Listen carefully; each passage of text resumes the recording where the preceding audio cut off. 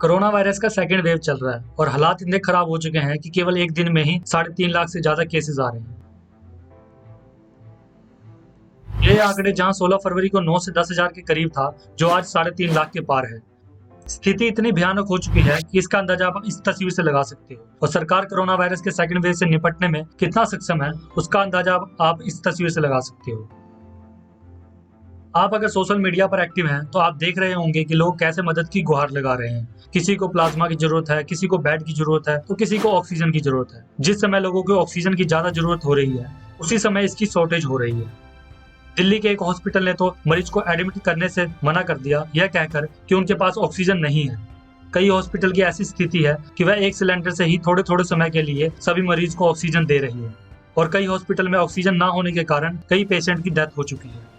एक तरफ ऑक्सीजन की इतनी शॉर्टेज हो रही है, दूसरी तरफ कहा जा रहा है कि भारत के पास पर्याप्त मात्रा में ऑक्सीजन है, पर हॉस्पिटल तक पहुंचा पाने में असमर्थ है। फिर यह हॉस्पिटल तक ऑक्सीजन ना पहुंचा पाने के कई कारण गिनाते हैं। पहला कारण यह है कि एकदम से इसका यूज बढ़ गया है। जहां पहले 1000 से 1200 मैट्रिक टन यूज होता था, वहां आज 5000 से ज्यादा यूज हो रहा है। दूसरा कहा जा रहा है कि ट्रांसपोर्टेशन का साधन नहीं है। तीसरा कहा जा रहा है कि इंडिया एक दिन में 7000 मैट्रिक टन ऑक्सीजन बनाता है, पर अभी उनके पास स्टोर करने के लिए टैंकर्स नहीं है। चौथा कहा जा रहा है कि इनके पास सिलेंडर नहीं है डिस्ट्रीब्यूट करने के लिए, जिसमें यह भर के ऑक्सीजन दे सके। तरह तरह के कारण गिनाए जा रहे हैं यहाँ पर। फिर न्यूज में आता है कि बाहरले देश से ऑक्सीजन को इंपोर्ट किया जा रहा है। इन सब चीज की कमी को पूरा करने के लिए सरकार के पास 6 से 7 महीने का समय था, और सिचुएशन से डील करने के लिए भी। पर सरकार ने इन समय में कुछ नहीं किया, और ना ही पिछली बार की सिचुएशन से कुछ सीखा। और ऐसा नहीं है कि सरकार को इस सिचुएशन का अंदाजा नहीं था, और यह कोई अचानक आई हुई समस्या है। सरकार को मालूम था कि सेकेंड वेव आएगा और ऐसा होगा। दिल्ली में 8 ऑक्सीजन प्लांट ना लगाने का जिम्मेवार केजरीवाल जी को ठहराया जा रहा है, पर उनका कहना है कि सेंट्रल गवर्नमेंट ने उन्हें पीएम केयर फंड से कोई पैसा नहीं दिया है।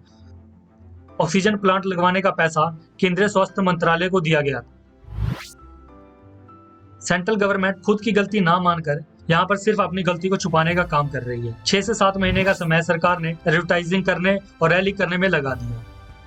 इस समय जहां एक दिन में 3.5 लाख से ज्यादा केसेस आ रहे हैं, वहां बीजेपी मालदा में अपनी रैली कर रही है। इस समय ये रैली निकालना इनकी किस सोच को दर्शाता है, वो आप खुद समझ सकते हो।